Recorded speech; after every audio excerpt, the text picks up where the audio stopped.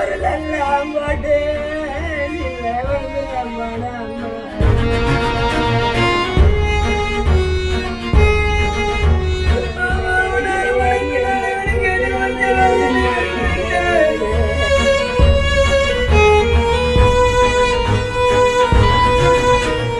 வந்து இறந்து போன ரஞ்சிதா அக்காவோட பெரியப்பா பொண்ணு. அக்கா வந்து கல்யாணம் ஆகி 13 வருஷம் ஆகுது. 2 குழந்தைங்க இருக்காங்க. அவளுக்கு வந்து 13 வருஷத்துல எவ்வளவோ கொடுமை வந்து நடந்திருக்கு. அவள் போட்டு போன நகையிலிருந்து கட்டிட்டு போன துணி முதற்கொண்டு அவளுக்கு எதுவுமே மிச்சம் இருந்தது கிடையாது. அதை எதுவுமே அவள் பொருட்படுத்தவே கிடையாது. கடைசியா அவங்க மாமனார் தொல்லையால தான் அவள் வந்து இறக்கணுன்ற ஒரு நிலைமையே வந்துருச்சு. அவர் வந்து அவங்க வீட்டுக்காரம்மாவை திருப்பூருக்கு அனுப்பி வச்சுட்டு இவ வீட்டில் தனியாக இருக்கும்போது சாப்பாடை வந்து கவுத்தும் போது பின்னாடி ஊடி வந்து அவர் கையால் அசிங்கமாக ஆக்குனதுனால தான் அவள் வந்து தன்னால் அவமானம் தாங்க முடியாமல் மனசுக்குள்ளே இருந்திருக்கு. ரெண்டாவது அவங்க பெற்றவங்ககிட்ட அப்பா அம்மாட்ட வந்து சொல்லும்போது சரி பெரியவங்களை வச்சு பேசிக்கலாங்கிற முடிவில் அவங்க இருந்திருக்காங்க. எதுவுமே கேட்கல. வீட்டுக்கார்ட்ட சொல்லதுக்கும் வீட்டுக்காருமே கண்டுக்கலை. எங்கள் அப்பாவை வந்து அடிக்க முடியாதுன்னு சொல்லி அவரோட அவங்க அப்பாவோட பைக் கண்ணாடியை மட்டும்தான் உடச்சிருக்காரு. அப்போ இந்த மாதிரி யாருமே நம்ம கேட்கல, நம்ம எதுக்கு உயிரோட இருக்கணும்னு சொல்லிட்டு அவள் மண்ணெண்ணையை ஊற்றியவும் உள்ள குழந்தைங்க முன்னாடி தான் ஊற்றிருக்கா. குழந்தைங்களையும் விசாரிங்க கூட. நாங்கள் பொய் சொல்லணும்னு நாங்கள் சொல்லலை. அந்த குழந்தைங்க முன்னாடியே அவள் தீக்குளிச்சு இறந்துருக்கா. இதுக்கு வந்து கண்டிப்பாக எங்களுக்கு நியாயம் கிடைக்கணும். எத்தனையோ விஷயங்களை வந்து நல்லது உள்ளது எதுக்குமே அவளை வந்து அனுப்பாமல் வச்சுக்கிட்டாங்க. இந்த விஷயத்துக்கு நாங்கள் எவ்வளோ ஒரு எல்லைக்கு கூட நாங்கள் போராடுறதுக்கு நாங்கள் தயாராக இருக்கோம். கண்டிப்பாக எங்களுக்கு வந்து அண்ணாதுரையை பிடிச்சி எங்கள் கண்ணு முன்னாடி காமிச்சா மட்டுமே நாங்கள் பாடியை வந்து வாங்குவோம், இல்லை நாங்கள் வாங்க மாட்டோம்.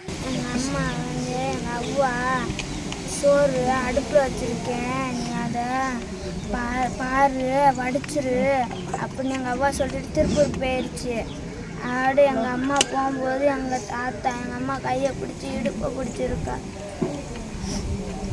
அதுக்காக எங்கள் அம்மா கடையில் அழுதுட்டு எங்கள் அப்பாட்ட சொல்லிச்சு. எங்கள் அப்பா எந்திரிக்கக்குள்ளே எங்கள் தாத்தா எஸ்கேப் ஆகி போயிட்டாரு.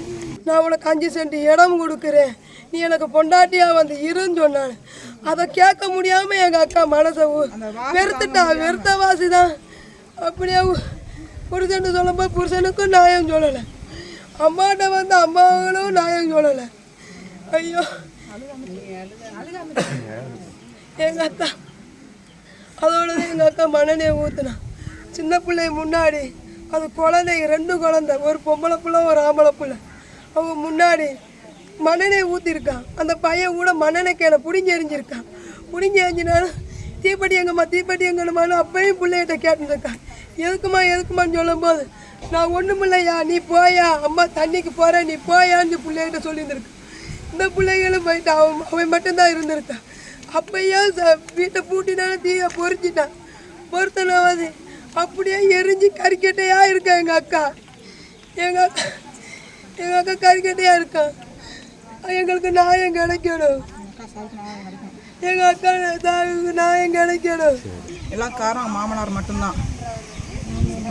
பின்னாடி பிடிச்சி அவளுக்கு இது கஷ்டப்பட்டு வார்த்தையை நான் கொண்டு அவளை நீ எனக்கு பொண்டாட்டியாக இரு, உனக்கு 5 சென்ட் இடம் கொடுக்குறேன், எனக்கு இரு, உன் புருஷனை திண்ணையெல்லாம் தூங்குறான், நீ எனக்கு பொண்டாட்டியாக இருன்னு சொன்ன ஒரு வார்த்தைக்காகவே எங்கள் அக்கா செத்து போயிட்டா. புருஷன்கிட்ட கேட்டா, புருஷன் பதில் சொல்லலை. அம்மா அப்பா மட்டும் சொன்னால் இவங்க வந்து சொல்லலாம்ப்பா பேசலாம்ப்பா இருந்தாங்க. எங்கள் அக்கா அந்த வார்த்தையிலே இறந்து போயிட்டா. எங்கள் அக்கா சாவுக்கு கண்டிப்பாக நியாயம் கிடைக்கணும். கண்டிப்பாக அவங்க அக்கா எங்கள் அக்கா மாமனாரை கண்டிப்பாக நீங்கள் கைது பண்ணணும்.